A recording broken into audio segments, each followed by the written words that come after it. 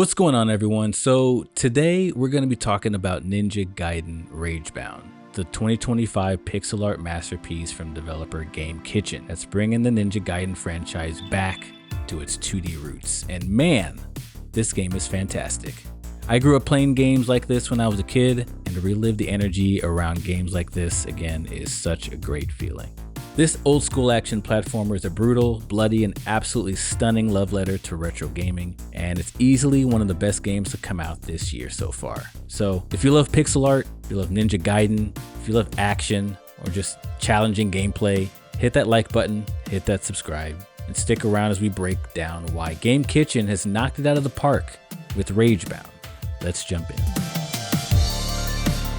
So you've got Game Kitchen, the developer behind Ninja Gaiden Ragebound, known for Blasphemous and Blasphemous 2, which blended punishing gameplay with jaw-dropping pixel art. And then you've got their publisher, Dotemu, the team behind Streets of Rage 4 and TMNT Shredder's Revenge. Together, they've proven they're the perfect fit to resurrect Ninja Gaiden's 2D legacy. After over 20 years since the last 2D Ninja Gaiden, Ragebound captures the essence of the NES classics while adding that modern polish that makes it feel fresh in 2025. Their secret sauce? Combining tight, challenging gameplay with gorgeous visuals and innovative mechanics that honor the old school pixelated genre while pushing it forward. It's a masterclass in retro done right, making Ragebound, in my humble opinion, a standout in the 2D action platformer scene. Set during the events of the original 1988 Ninja Gaiden, this spin-off introduces Kenji Mozu, a young ninja from the Hayabusa clan trained by the legendary Ryu Hayabusa himself. While Ryu takes off to handle the death of his father, demons overrun the village, and Kenji teams up with Kumori, a kunoichi from the rival Black Spider clan. Their dynamic is pure gold. Think buddy cop vibes with a ninja twist. Kenji's all about honor and duty, while Kumori's got this playful, lighthearted edge, making their banter a highlight.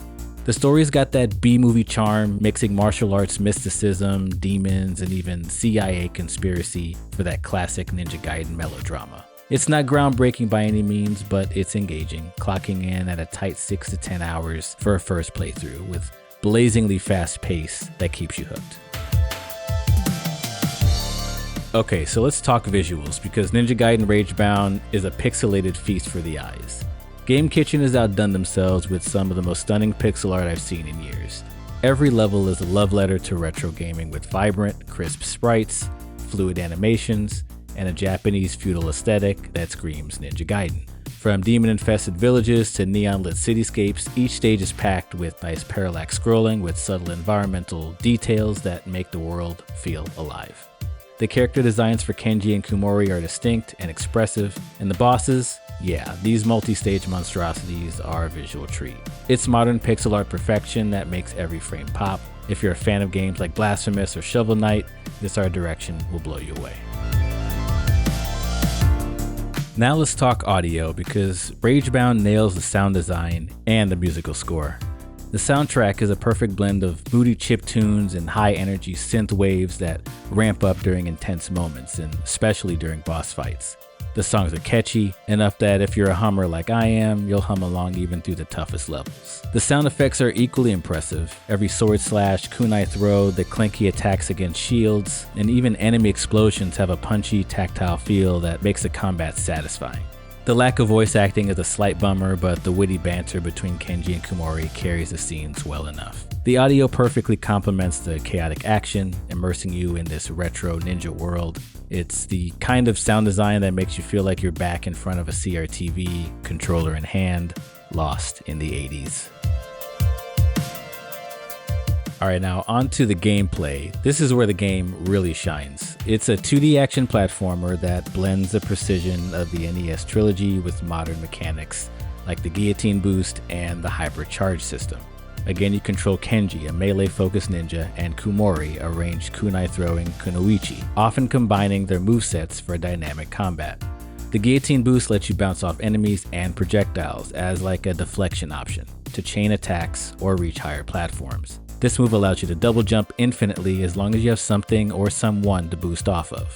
The Hypercharge system adds some strategy. Certain enemies glow blue for Kenji's sword or pink for Kumori's kunai, and hitting them with the right attack powers up your next strike for a one-hit kill. It's like a deadly dance, requiring quick reflexes and pattern recognition. And with many enemies on the screen at once, things can get crazy pretty fast.